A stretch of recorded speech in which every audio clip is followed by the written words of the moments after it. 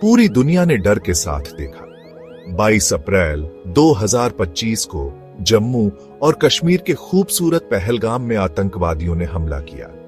यह सिर्फ मासूम जिंदगियों पर हमला नहीं था, यह अमन पर हमला था। हमारे देश की रूह को घायल करने की कोशिश थी। इस मुश्किल घड़ी में हमें याद रखना होगा, डर को जीतने नहीं देना है। ये वीडियो पहलगाम हमले की तह तक जाएगा। हम घटनाओं, हमलावरों और सरकार की प्रतिक्रिया पर गौर करेंगे, लेकिन सबसे जरूरी, हम मुसीबत के समय इंसानी जज्बे की ताकत और हिम्मत को देखेंगे। ये सिर्फ एक दर्दनाक कहानी नहीं है, ये उम्मीद की ताकत और एक बेहतर कल में अटूट विश्वास का सबूत है। हिमालय की गोद में बसा पहलगाम अपनी खूबसूरती के लिए मशहूर है। टूरिस्ट इस मिनी स्विट्जरलैंड में हरे भरे मैदानों, बर्फ से ढकी चोटियों और लिद्दर नदी के लिए आते हैं। यहाँ की हवा शुद्ध है, शांति मानो किसी मंदिर जैसी। ये एक ऐसी जगह है जहां लोग दुनिया के शोर से बचने आते हैं, कुदरत की गोद में सुकून पाने के लिए। परिवार यहाँ यादें बनाने आते हैं, एडवेंचर पसंद करने वाले ट्रैकिंग के लिए आते हैं और कुछ लोग बस सांस लेने के लिए। पहलगाम सबका खुले दिल से स्वागत करता है।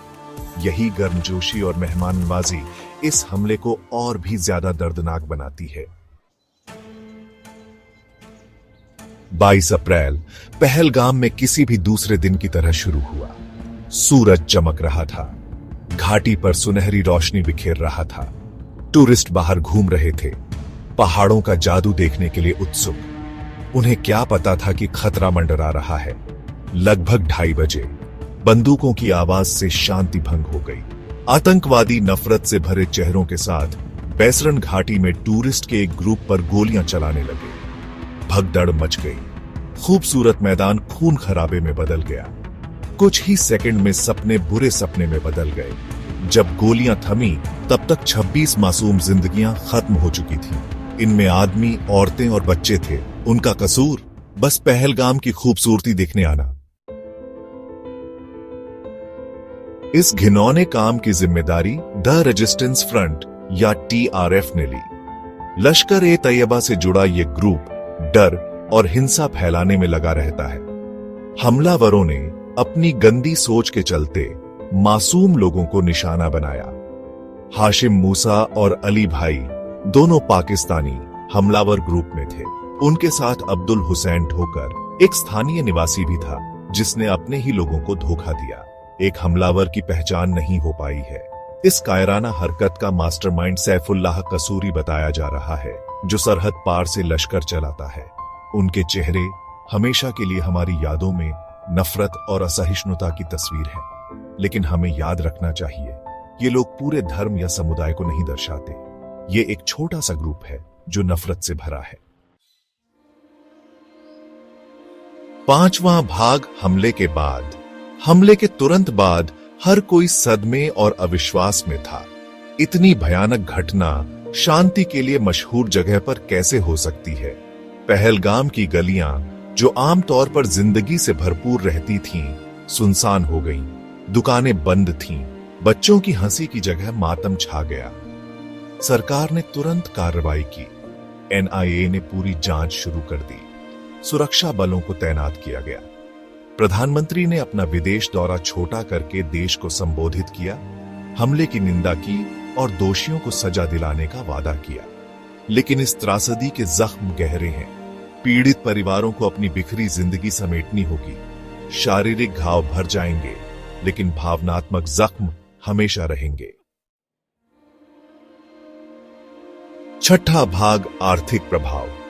पहलगाम हमले से टूरिज्म इंडस्ट्री को बड़ा झटका लगा। बुकिंग कैंसिल हो गई, होटल खाली हो गए।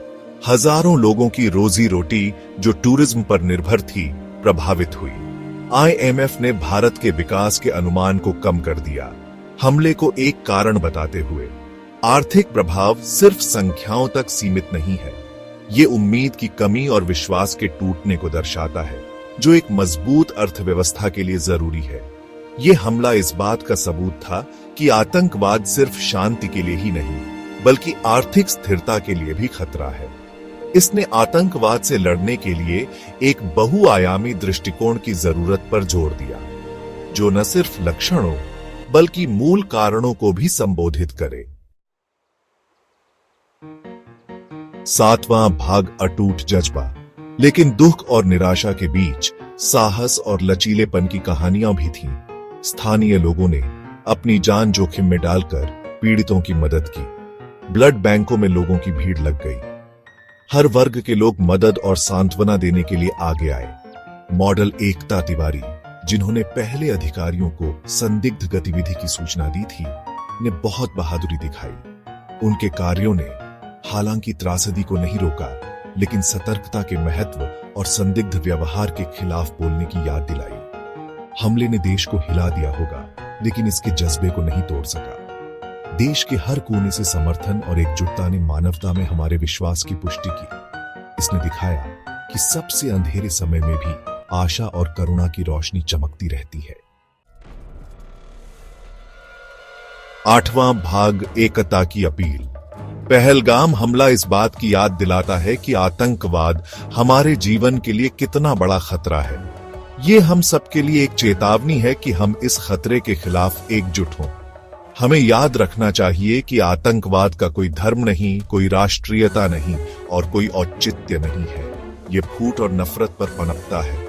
इसके खिलाफ हमारा सबसे बड़ा हथियार हमारी एकता और शांति और सद्भाव में हमारा अटूट विश्वास है। आइए हम पहलगाम हमले के पीड़ितों की याद में मिलकर काम करें, एक ऐसा संसार बनाने के लिए जो डर और हिंसा से मुक्त हो, एक ऐसा संसार जहां हर इंसान शांति और सम्मान से रह सके। आइए हम खुद से पूछें, हम में से हर कोई इस सपने को पूरा करने के लिए क्या कर सकता है। आइए हम उस बदलाव का हिस्सा बने जो हम दुनिया में देखना चाहते हैं। आइए हम नफरत के बजाय प्यार, डर के बजाय करुणा और फूट के बजाय एकता चुनें।